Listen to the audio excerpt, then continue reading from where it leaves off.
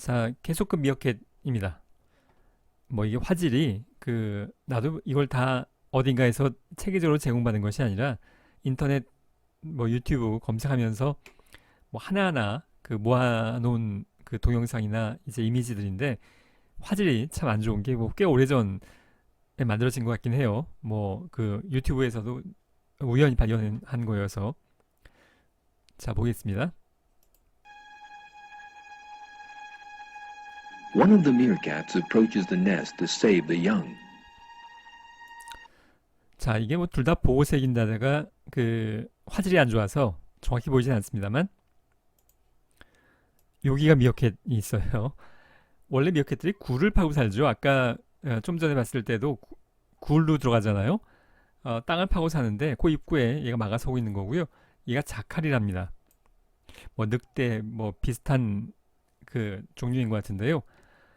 지금 그 이제 성인 미어캣들은 어른 미어캣들은 다 먹이 활동을 하러 나갔고 뭐 얘네들도 먹고 살아야 되니까 여긴 주로 새끼들만 남았어요. 굴 안에. 근데 포식자인 자칼이 나타났습니다. 근데 어린애들 중에서 누군가가 자칼에 맞서서 입구를 막아서기 시작한 거예요. 얘가 이기주의자 미어캣이었다면 이럴 이유가 없죠. 나부터 살아야 되니까 도망갔을 텐데 지금 여기 더 어린애들이 있어요. 땅 속에. 그걸 막기 위해서 입구를 막아섰다는 겁니다. 얘가.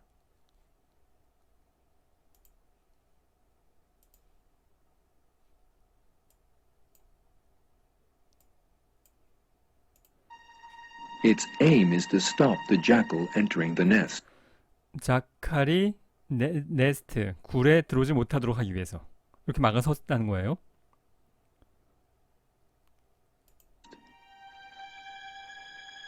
As night falls, the meerkat is still using itself as a shield at the entrance to the nest. 계속 쉴드 막고 있고요.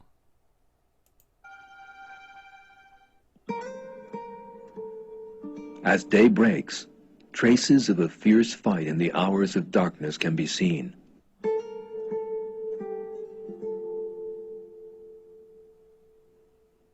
The jackal has been chased away from the nest, and the young have been saved. young has saved. 그러니까 어린 미어캣들이 살아남았다는 겁니다. 아까 그 입구를 막아선 걔 때문에 걔가 역할을 해서 희생자 역할을 해서 However, the brave young meerkat has sacrificed itself and is 그런데 맞서 싸웠던 용감한 브레이브 미어캣은 badly injured 크게 상처를 입었어요.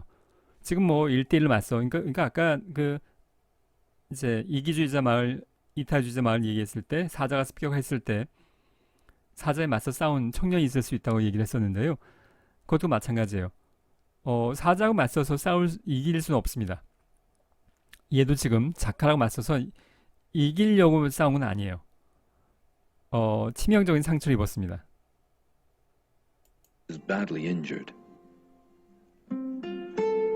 Its mother comes to the wounded meerkat's side. Its condition is critical. 뭐 엄마가 와서 돌보고 있는 듯한 그런 느낌이고요. The meerkats need to move off if they are to find food. 자, 얘네들도 이동 생활을 해야 된답니다. 사실 자연계에 완전히 정주 생활, 한 곳에 머물러서 사는 종은 그렇게 많지 않아요. 인간이 이제 농경을 하면서 정주 생활을 시작했지 아마 그 이전엔 그 수렵 채집을 하기 위해서 인간도 이동 생활을 했을 건데요. 얘네들도 마찬가지라고 합니다. 한 곳에 땅굴에 머물러 있으면 먹이 활동에 제한이 있으니까 이제 땅굴이 여러 군데 있겠죠. 이동해서 또 땅굴 파고 아마 이렇게 다니게 될 텐데 그래서 이동을 move to find foods 먹이를 찾기 위해서 이동 The 생활을 해야 돼요. meerkats need to move off if they are to find food. 음식을 찾기 위해서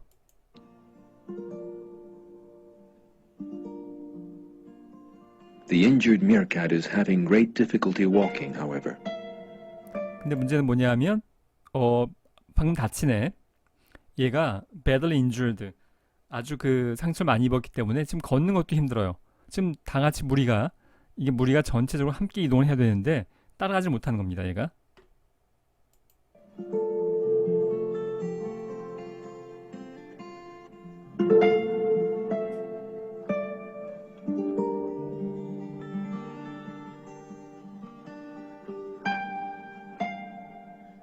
When its strength finally gives out, it lies down in a ditch.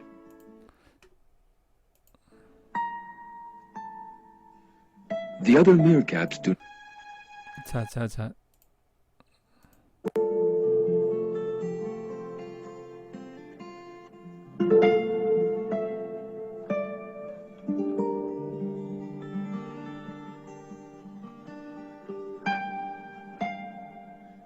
When its strength finally gives out, it lies down in a ditch.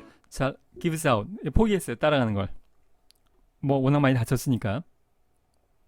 자, 21세기에 우리가 갖고 있는 경쟁의 관점, 시대 정신의 무한 경쟁, 피도 눈물 없는 무한 경쟁 관점에서 보자면 이렇게 경쟁에 뒤처진 애는 버리고 가야죠. 도움이 안 돼요. 같이 데려갔다가는 짐이 됩니다. 도움이 안 되면 버리고 가는 게 그 경쟁의 의미이잖아요.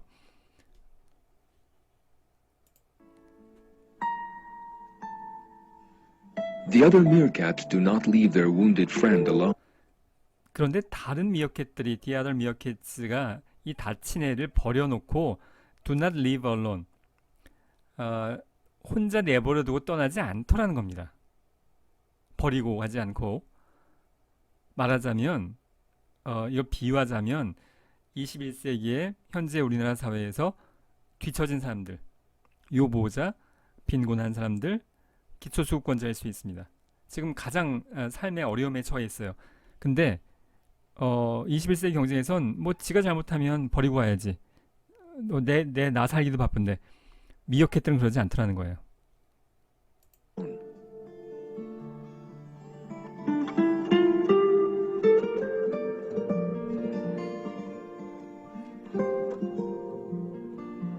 In a demonstration of farewell and loyalty, they stay by its side until it breathes its last. 자, 이렇게 떠나지 않고 이 다친 애를 계속 무슨 마음에 무슨 심정인지는 정확히 알 수는 없습니다. 말이 통하면 물어보고 싶어요. 인터뷰도 해보고 싶은데 이거 뭐 말이 안 통하니까 알 수가 없습니다만 그래도 하여간 얘네들이 뭔가 안타까워하는 눈빛으로 보는 것 같은 느낌이 듭니다. 정확히는 알 수가 없겠지만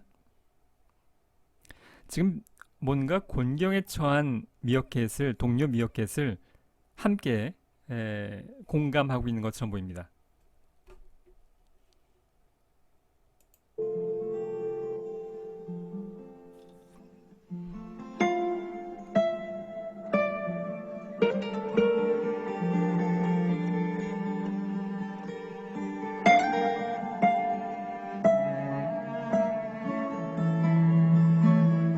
All this surprising cooperation, solidarity, and devotion among meerkats is behavior inspired in them by God.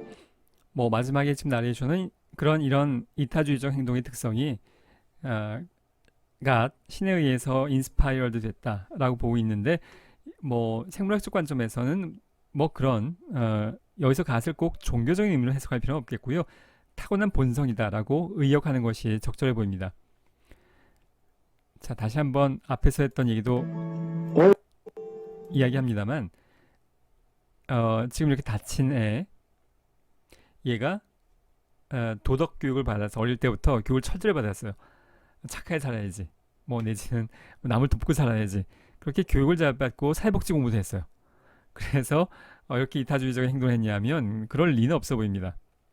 그리고 지금 같이 떠나지 않는 애들도 마찬가지예요. 이런 행동은 유전자에 각인되어 있는 특성이라고 보는 것이 적절하겠고요. 자, 다시 한번 정리하면 이기주의자 미어캣이 있고요. 이타주의자 미어캣이 있어요. 과연 누가 더 번성했을 거냐는 겁니다. 진화론의 핵심은 생존과 번식에 유리한 건 다음 세대와 다음 세대로 유전자가 전달이 되고요. 생존과 번식에 불리하면 도태됩니다. 그런데 이탈주의적인 행동을 한 단독 생활하는 종은 여기에 포함되지 않아요. 호랑이나 뱀이나 여기에 해당되지 않아요. 어차피 혼자 사니까. 근데 무리지어서 사는 종들은 사실 무리지어서 사는 것이 뭔가 생존과 번식에 유리한 측면이 있었기 때문에 무리지어 사는 특성이 계속 살아남아 있을 건데요. 자연계에 그런 종들이 굉장히 많죠. 무리지어 사는 종들이. 근데 그들이 왜 무리지어 사냐 하면 서로 돕지 않으려면, 서로 협력하지 않으려면 굳이 무리지어 살 이유가 없다는 겁니다. 단독 생활하는 게 오히려 간편하죠. 복잡하게 모여서 살 이유가 없어요. 모여서 살고 있다는 것 자체가 협력과 연대와 이타주의적 행동이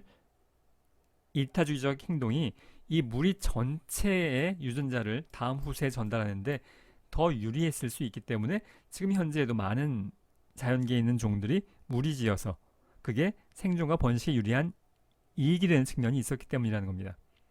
근데 그 이익의 원천은 뭐냐면 이렇게 서로 돕는 것. 곤경에 처한 개체를 돕고 희생적이거나 협력을 하는 행동들, 그런 것이 이 무리 전체에 이익이 되는 것, 그런 특성을 보여왔다는 걸 이제 계속해서 보려고 합니다.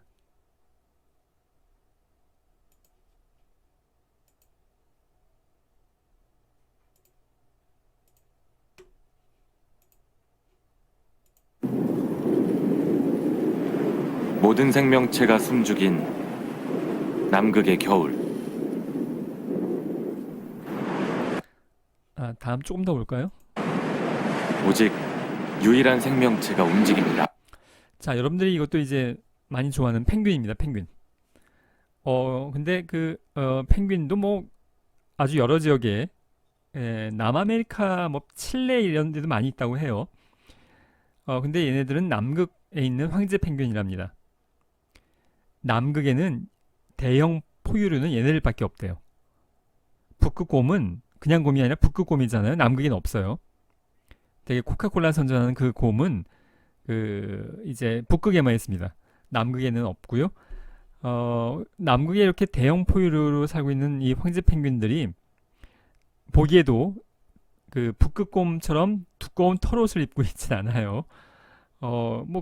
그렇게 보이진 않잖아요. 그래서 남극에 강추위가 몰아닥치면 추위를 견디기 위해서 이렇게 무리짓는 행동, 이걸 허들링이라고 하는데, 그냥 모인다는 뜻입니다. 이 허들링을 통해서 추위를 견디는 행동을 한답니다. 그래서 이제 이렇게 막 모여있는 거예요. 빽빽하게. 서로 몸을 꼭 붙이고 근데 얘네들이 조금씩 움직이죠. 그냥 가만히 있는 게 아니라. 허들링으로 추위를 견디는 황제 펭귄들. 자, 조금씩 움직이고 있다는 얘기입니다. 얘들이. 물론 추워서 움직이는 것일 수도 있겠지만 연구에 의하면, 자, 펜을 좀 열고요. 연구에 의하면 이렇게 무리가 있다고 한다면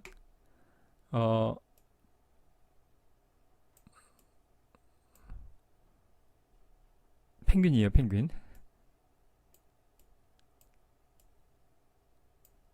발을 이렇게 두 개 그려야겠군요. 펭귄입니다. 펭귄. 이제 한가운데 펭귄이 있는 경우도 있겠고, 제일 얘네들처럼 제일 바깥에 있을 수도 있겠죠. 위치가 어디가 좋을까 생각을 해보면 제일 나쁜 자리가 바깥쪽일 거고요. 이 안쪽이 제일 좋은 자리일 겁니다. 여긴 가장 따뜻하겠죠. 자, 그런데 얘네들이 이렇게 서서히 움직이는 건 일정하게 바깥에 있던 애들은 안으로 들어가고요. 안에 있던 펭귄은 바깥으로 나온답니다. 연구자들이 연구를 이렇게 유심히 했어요. 자, 근데 얘네들이 일종의 협력 행동을 하고 있는 겁니다. 가장 따뜻한 자리를 서로 양보해 가면서 번갈아서 서로 돕고 있는 행동을 하는 것처럼 보이는데요. 자, 이기주의자 펭귄이었다고 가정을 해보겠습니다. 자, 이렇게 펭귄이고요. 자, 펭귄이에요, 펭귄. 여기 이기주의자예요. 뭐 다 이기주의자라고 해봅시다. 얘는 무조건 안으로 들어가려고 하겠고, 제일 안쪽에 있는 펭귄은 내가 좋은 자리에 있는데 안 나가려고 하겠죠. 이기주의자니까 제일 따뜻해요. 이걸 비유하자면 현재 21세기에 우리나라의 가장 좋은 자리에 있는, 말하자면 부와 권력과 기회를 가장 많이 가지고 있는 상위 0.0001% 뭐라고 한번 비유해 볼 수 있겠고요.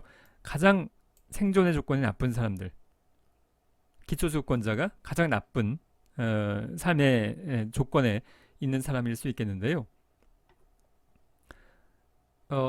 현대 사회에서 상위 0.001%, 뭐 숫자는 비유입니다만 자신의 기득권을 내려놓으려고 하지는 않죠. 이 이기주의자 펭귄처럼. 그런데 만약에 그렇게 지금 펭귄으로 다시 돌아와서 이 이기주의자 펭귄이 이렇게 행동을 한다고 했을 때 들어갈 수가 없으니까 지금 계속 찬바람을 맞게 된 이 펭귄은 사망할 수도 있습니다. 죽을 수도 있어요. 뭐 북극 곰처럼 이렇게 털옷이 두껍지가 않잖아요. 외투가. 그래서 여기 바깥에 있는 애들 다 죽었다고 가정을 해보겠습니다. 그러면 무리가 좀 작아졌겠죠.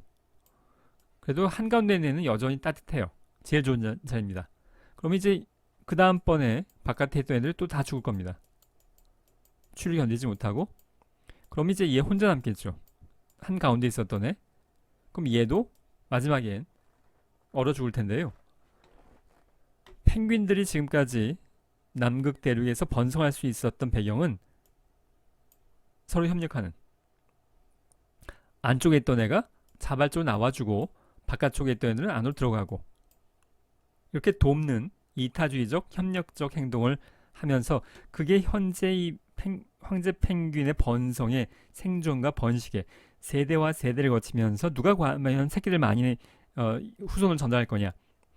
이기주의자 펭귄보다 이타주의자, 이런 행동을 발달시킨 이타주의자인 펭귄들이 훨씬 더 생존과 번식에 유리했을 수 있다는 겁니다. 성공했을 수 있다는 거예요. 지금 우리 사회는 그렇지가 않죠. 현대 인간 사회는 여기에 가깝습니다. 내가 제일 좋은 자리에 있는데 내가 왜 나가? 기득권? 절대 놓치지 말아야지. 난 계속 상위 0.001% 유지할 거야. 남들이 기초수급자가 굶어 죽던 말던 내가 할게 뭐야. 이게 기본적인 사회 주류의 우리의 현재 아이디어라고 볼 수 있겠는데요. 난 이걸 도덕적 관점에서 접근하려고 하는 건 아니에요. 난 하여간 모든 과목, 이 과목을 포함해서든 뭐 다른 과목에서든 나는 뭐 아주 초등학교 교과서, 도덕 교과서 방식의 착하게 살자 이런 아이디어에 대해서는 굉장히 선호하지 않습니다. 자, 그래서 하여간 다시 펭귄 얘기로 돌아와서요. 과연 누가 더 번성했을 거냐의 기본적인 아이디어에서 이타주의적 행동을 하는, 서로 돕는 행동을 하는 무리가, 이 집단이 한 명 한 명 보자면 바보 같은 행동일 수 있습니다. 가운데 있던 애가 왜 바깥으로 나와? 바보 같은 행동일 수 있지만 이게 결과적으로 이 무리 전체를 번성시키게 되는, 그래서 이 펭귄의 유전자가 더 전달되겠죠. 점점 더. 이 펭귄의 유전자는 이렇게 죽고 나면 없어지는 겁니다. 자연도태.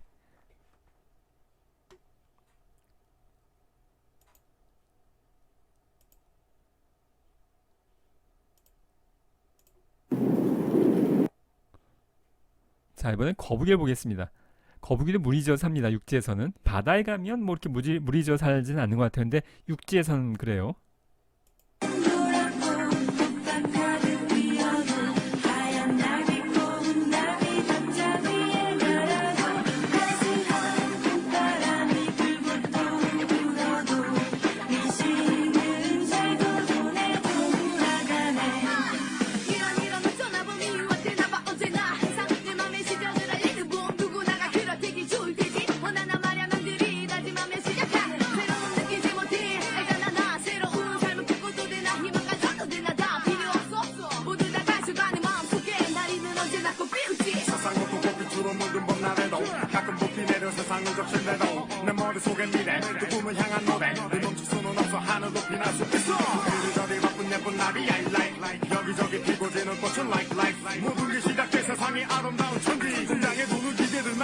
자, 드디어 성공을 했습니다. 자, 이렇게 거북이가 한번 뒤집어지면 스스로는 혼자서는 그 원래대로 다시 뒤집기가 쉽지 않다고 하죠.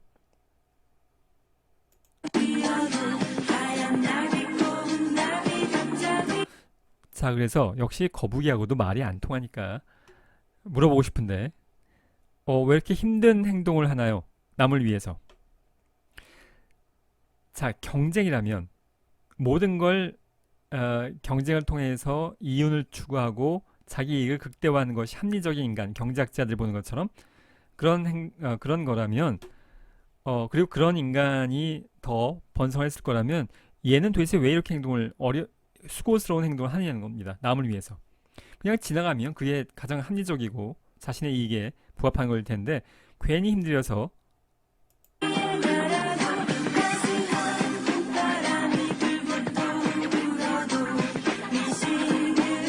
그냥 오랫동안 수고를 해서 이렇게 성공을 했습니다. 역시 경제학자들 또는 전통적인 생물학자들이 보기에 도대체 얘가 왜 남을 돕는 행동을 하냐는 겁니다. 뭐 대가를 줬을까요? 뭐 물론 그런 학설들도 있어요. 관련된 학설들도 있습니다만 어쨌든 간에 무슨 뭐 돈을 줄 것 같지도 않고 얘가 도대체 왜 얘를 돕는 행동을 힘을 들여가면서 시간 들여가면서 하느냐. 이제 뭐 그 앞에서 설명했던 내용들을 계속 이어서 그 적용을 해보면 되겠습니다. 자, 이건 개미인데요. 모든 집단 생활을 하는 종들은 협력행위와 이타주의 행동을 발달시켜 왔다고 얘기했는데, 그렇다면 집단의 사회성이 가장 높은 건 곤충들이고요. 곤충 중에서도 벌과 개미입니다. 벌과 개미가 사회성은 가장 높은 수준이에요. 무리지어서 사는 종들 중에서 예를 들어서 사자도 되게 그 한 7, 8마리가 무리지어서 사는데 사회성이 그렇게 높진 않아요. 근데 벌과 개미는 굉장히 높은 수준의 체계적인 사회 구조를 달성해 왔는데요. 인간보다 훨씬 더 높은 수준입니다. 생물학적으로 보자면 인간도 높은 수준에 해당이 되는데,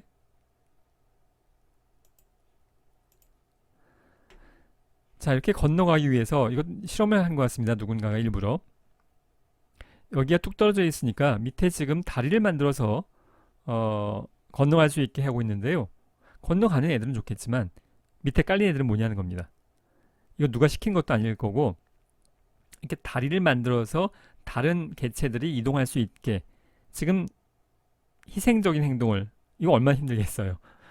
밑에 깔린 애들이 이런 행동을 왜 하느냐는 겁니다. 이게 자신의 이익에 부합이 될 거냐. 굉장히 손해되는 바보 같은 행동이라고 보여질 수 있겠지만, 집단 선택설의 유전적 관점에서 바라보자면 이건 본인들한테도 이익이 되는 행동이라는 겁니다. 지금 이 집단 전체가 이 개미 무리의 집단 전체가 유전자를 공유하고 있을 겁니다. 무리지어 사는 종들은 그래요. 유전자를 조금씩 공유하고 있는데 지금 이 밑에 깔린 애들이 바보 같은 행동을 하고 있는 것처럼 보이지만, 이런 바보 같은 행동을 통해서 집단 전체가 이익이 된다면 그 유전자가 본인의 유전자를 포함해서 후대로 점점 더 많이 전달될 거라는 겁니다. 개미와 관련된 내용을 한 가지 더 볼 텐데요.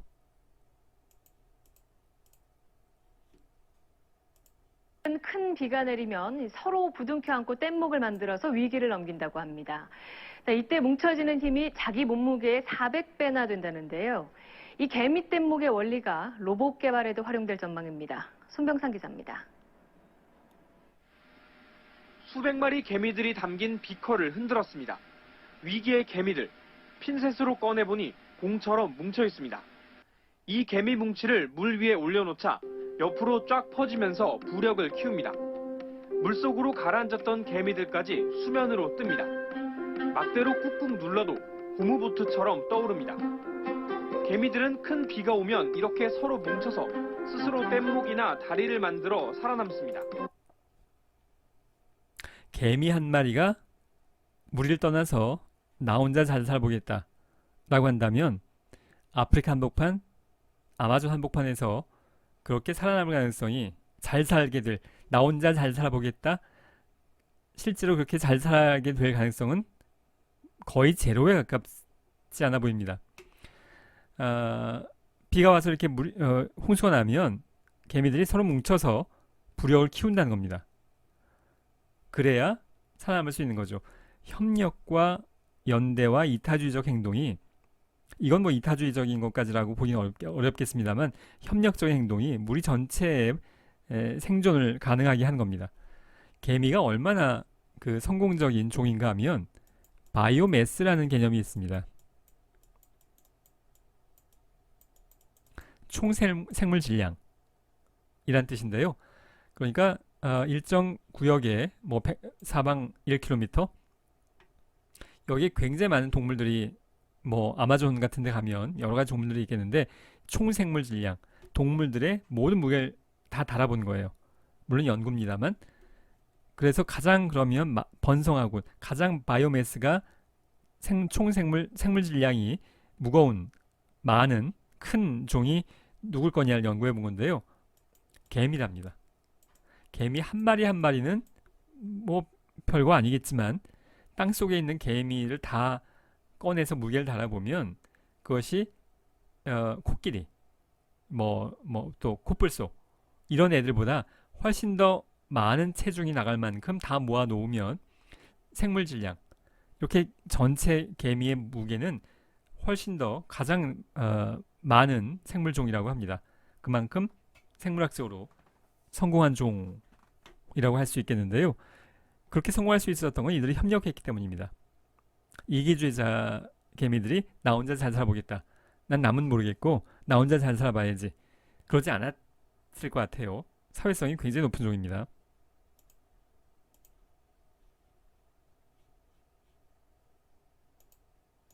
큰 비가 자, 이제 이것도 역시 내가 인터넷 검색하다가 뭐 다들 그냥 우연하게 발견하는 것들인데요.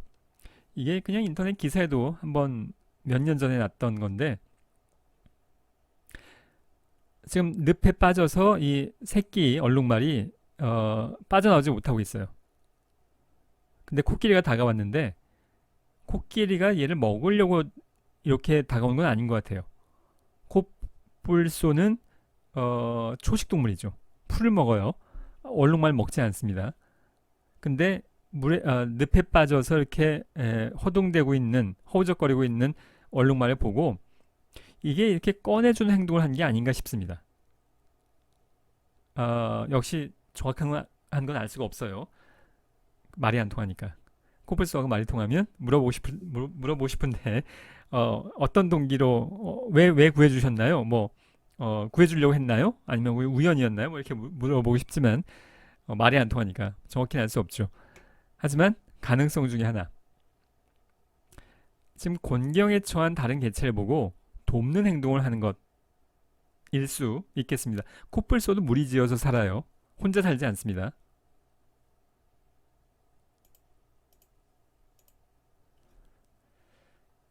자, 이거는 한 1년 안 된 것 같아요. 이 기사의 제목이 뭐 심청이 리트리버였나 그렇습니다. 이 미국이었던 것 같은데요. 얘가 지금 시각장애가 있습니다. 리트리버가 앞이 안 보여요. 시각장애가 있는데, 그래서 주인이, 근데 뭐 계속 그 돌볼 수가 없으니까 24시간 리트리버를 한 마리 더,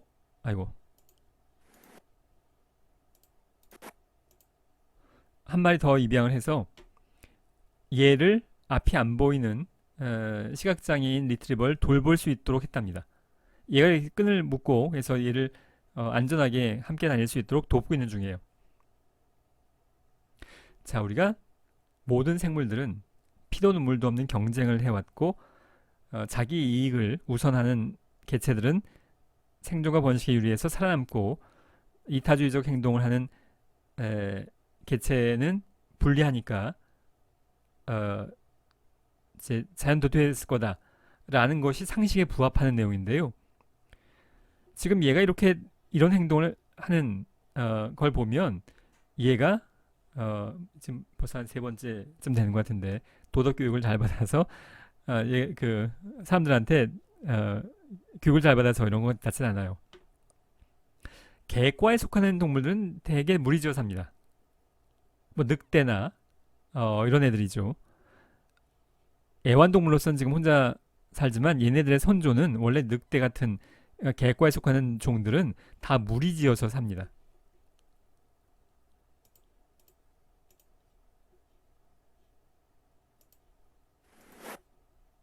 자, 이제 어린 애를 보겠습니다. 어린 아이들이 주로 나오는데요. Oh.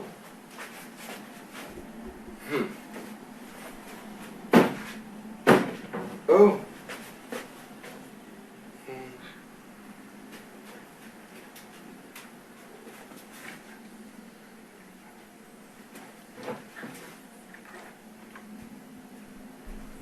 So.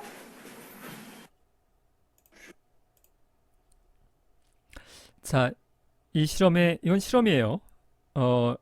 아이가 어려움에 처한, 지금 보기에 뭔가 이제 문을 못 열어서 당황하는 상황을 지금 만든 거죠. 연기하고 있는 겁니다. 이 아이가 어떻게 행동을 하는가? 문을 열어주는 행동을 하는 것. 자신의 이익에 부합하는 행동처럼 보이진 않습니다. So. So. Einmal hier und einmal. Oh.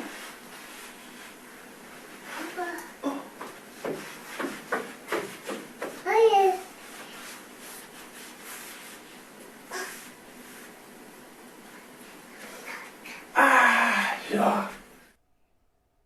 So. Hä? Oh.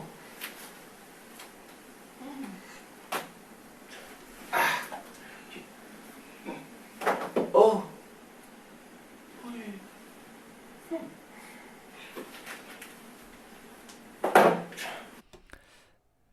자, 이렇게 어린아이를 내가 이제 강의를 하면서 이런 동영상에서 어린아이에 관련된 동영상을 볼 때가 뭐 중간중간에 있는데요. 내가 이렇게 굳이 어린아이를 선택하고자 하는 이유 중에 하나는 역시 얘가 도덕교육을 잘 받아서 사회복지 교육을 받아서 남을 돕는 행동을 하는 것처럼 보이지는 않는다는 얘기입니다. 즉 뭔가 어려움에 처한 사람의 문제를 해결해 주려고 하는 듯한 행동을 보이는 것 같은데요. 역시 뭐 말도 통하지 않을 나이고 지금 더더군다나 외국 아이라서 말도 안 통할 거니까 물어보고 싶지만 말은 통하지 않을 겁니다만 자, 역시 인간이 천사는 아니에요. 누구나 자기 이익을 우선합니다. 그런데 우리가 정말로 피도 눈물도 없이 자신의 이익만 그렇게 우선시하는 그런 종은 아니라고 볼 수 있겠는데요. 집단 생활, 무리지어하는 생활을 하는 대부분의 종들은 협력도 발달시켜 왔어요. 동시에. 왜냐하면 그게 이익에 결과적으로 집단 전체 이익에 부합하기 때문이에요. 서로 도와야 집단 전체에게 이익이 되고 집단 전체에 이익이 되면 그 안에서 자신의 유전자를 후대 전달할 수 있는 생존과 번식에 더 유리한 기회가 있을 수 있다는 겁니다.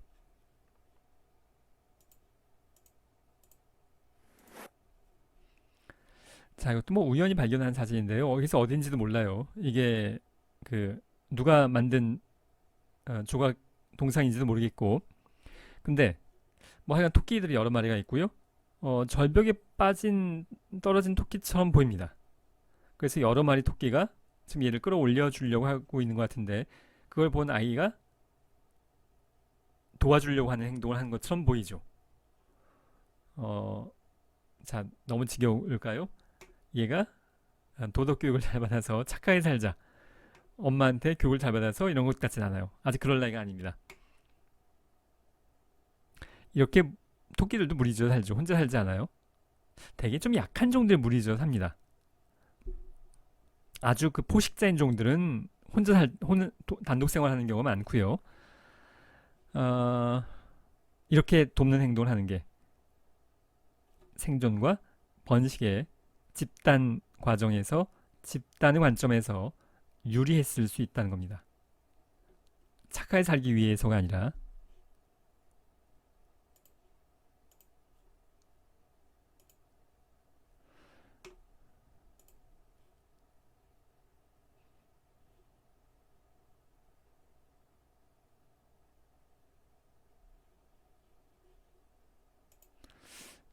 나도 고양이를 2마리 키우는데 원래 고양이가 이렇게 빵을 안 먹거든요. 얘네들이 원래 육식이라 사료나 고기를 먹지 빵은 안 먹는데 이 고양이는 빵을 먹네요. 근데 뭐 어쨌든 간에 자, 우리의 관심사는 뭐냐면 이 아이가 왜 자신의 이익에 부합하지 않는 그 빵을 나누는 행동을 하느냐는 겁니다. 우리의 지금 관심사는 큰 주제는 이타주예요. 왜 남을 돕는가? 에 대한 지금 관심을 가지고 있는 겁니다.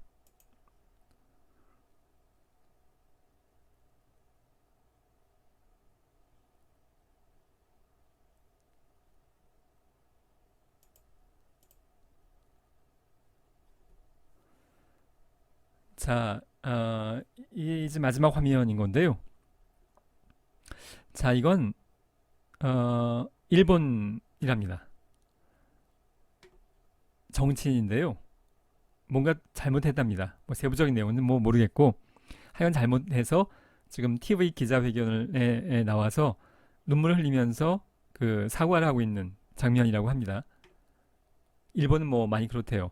우리나라도 뭐 정치인들이 사과는 합니다만 막 우는 것까지 울지까지는 않는 것 같은데 일본은 뭐 자주 그런답니다. 근데 이 아이가 역시 뭐 앞뒤 전후 상황을 알만한 나이가 아니에요. 뭐 불과 한 2살, 3살쯤 돼 보이는데 이 뭔가 지금 눈물을 흘리고 있는 TV에 나와 있는 남성의 눈물을 닦아주고 있는 행동을 하고 있는 건데요. 곤경에 처한 타인을 돕고자 하는 행동처럼 보입니다. 어려움을 함께 느끼고 있는 셈이죠. 사회복지 실천에서 우리가 공감이란 관계형성, 클라이언트와의 관계형성을 하기 위해서 공감하는 게 필요하다는 것이 실천론에 나오는 내용 중에 하나인데요. 이것의 동의어가 감정이입이죠. 이 입인데 자, 이가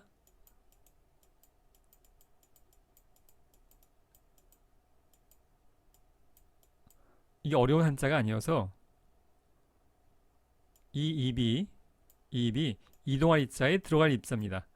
이사하다 할 때 그 이자고요. 입은 들어가다 들 입자예요. 출입구 할 때 출 나가고 입 들어가고 그래서 이동해서 들어간다는 뜻인데요. 지금 우리가 뭔가 곤경에 처한 사람이 있을 때 이 곤경에 처한 사람의 마음속으로 이동해서 들어가서 그 사람이 느끼는 감정을 함께 느끼는 것. 그게 공감. 그래서 공통적인 감정의 의미입니다. 감정이입이 난 그래서 공감보다는 감정이입이라는 단어를 더 좋아하는 이유가 이게 훨씬 더 구체적인 의미를 잘 전달하고 있어요. 타인의 마음속으로 이동해서 들어가서 그 사람이 느끼는 마음을 함께 느끼는 것. 사회복지사가 클라이언트를 만나는 실천 현장에서 관계 형성을 위해서 초기에 꼭 해야 되는 것 중에 하나가 이 감정이입, 공감입니다. 곤경에 처해 있는 클라이언트 마음속으로 이동해서 들어가서 클라이언트가 느끼고 있는 여러 가지 어려움들을 공감, 함께 느끼는 것이 사회복지사에게 필요한 역할 중에 하나이고 관계 형성을 위해서 꼭 필요한 건데요. 지금 이 아이도 이런 행동을 하는 게 뭐 교육을 잘 받아서일 것 같지는 않고요. 이렇게 어린 나이인데 지금 이 사람이 곤경에 처해서 마음속으로 울 만큼 슬퍼하는 표정, 지금 전후 사정은 몰라요. 이렇게 어린 아이는 이 남자의 마음속에 슬픔을 가득 차는 것처럼 보이겠죠. 눈물을 흘리고 있는 걸 보면 지금 가서 눈물을 닦아주고 있는 건 이 남자의 마음속에 이동해서 들어가서 이 사람이 느끼는 슬픔을 함께 느끼고 있는 것일 수 있습니다. 이 슬픔을 없애려면 이 사람이 슬퍼하지 않아야죠. 자, 그래서 이 사람을 위로해주고 이 사람의 슬픔을 함께하는 그런 행동을 보이는 것처럼 정확히는 알 수 없죠. 말이 안 통하니까 이렇게 어린아이하고는. 자, 정리를 해보겠습니다. 사회복지 실천은 결국 곤경에 처한 사람을 돕고자 하는 건데요. 우리가 왜 남을 돕는가에 대해서 집단 선택설에 근거를 둔 생물학적 관점에서는, 진화 생물학적 관점에서는 그것이 우리의 유전자에 뿌리박혀 있는 우리의 본성 중의 일부라는 입장인 겁니다. 착하게 살자라는 철학적, 도덕적, 종교적 어떤 결단을 내린 것이 아니고 우리의 유전자에 뿌리박혀 있는, 물론 이타주의가 우리의 본성의 전부일 리는 없어요. 당연히 이기주의가 기본입니다. 그런데 이기주의적이지만은 않고 그 중에 일부는, 우리 본성의 일부에서는 곤경에 처한 삶을 돕는 것이, 그게 곧 우리에게 이익이 되는, 집단 전체에게 이익이 되는, 그래서 600만 년 동안에 인간도 서로 도와서 지금까지 살아남은 거라고 볼 수 있는 겁니다. 아주 간단히만 이야기하자면, 아프리카 한복판에서, 아마존 한복판에서 어떤 이기주의자 한 명이 나 혼자 잘 살아봐야지 라고 하고 물을 떠났습니다. 생존의 가능성은 굉장히 낮아질 겁니다. 우리는 사자하고도 그 경쟁을 해와야 되고요. 뭐 여러 가지 하여간 자연계에서 경쟁을 통해서 살아남아야 되는데, 그 경쟁을 이기는 방법 중에 하나가 협력이었다는 겁니다. 그리고 어떤 개체는 협력에서 좀 더 나아가서 이타주의적 행동을 할 수 있겠고, 또 어떤 사람은 더 높은 이타주의적 행동인 자기 희생을 할 수도 있었겠죠. 그런 과정을 거쳐서 집단 전체가 번성할 수 있었다면 그것이 곧 성공적인 진화, 생존과 번식일 수 있겠는데, 그런 과정 속에서 우리의 21세기의 우리에게도 우리 선조가 가졌던 이타주의적인 유전자가 우리의 유전자 안에 일부 포함되어 있을 거라는 겁니다. 그래서 사회복지를 하는 사람들이 유전자가 사람마다 똑같진 않죠. 키 큰 사람도 있고 키가 작은 사람도 있고 뭐 달리기 잘하는 사람도 있고 못하는 사람도 있고, 마찬가지로 이타주의적인 유전자도 어떤 사람은 좀 더 많이 가지고 있겠고 어떤 사람은 좀 덜 가지고 있을 수 있어요. 사회복지 전공한 사람들은 이타주의적인 유전자를 더 많이 가지고 있을지도 모르겠습니다. 그건 이제 뭐 몇백 년 후에 연구가 가능할 것 같은데요. 현재까지는 아직 안 되겠고요. 자, 그래서 내가 가지고 있는 가설, 이타주의는 우리의 인간의 본성 중에 하나이고요. 곤경에 처한 사람을 돕고자 하는데 오히려 21세기에 우리가 경쟁을 해야지 라는 사회적 압력 때문에 돕고 싶어도, 사실 마음속에선 돕고 싶은데 내가 이럴 때가 아니지, 경쟁을 해야 될 때지 라고 사회적인 압력에 의해서 그 돕고 싶은 본성이 발현되지 않는 것이 우리의 현실이라고 생각됩니다. 사회 구조가 지나치게 경쟁적이어서 남을 돕고 싶어하는 우리의 본성이 잘 발현되지 않고 있는 것, 이것이 우리의 현재의 한 모습이라고 생각을 하고요. 사회복지 실천이 이타주의적인 우리의 유전자에 기반을 하고 있는 하나의 활동이라고 생각하는 것이 네, 결론 중에 하나입니다. 자, 이번 시간은 여기까지 하도록 하겠습니다.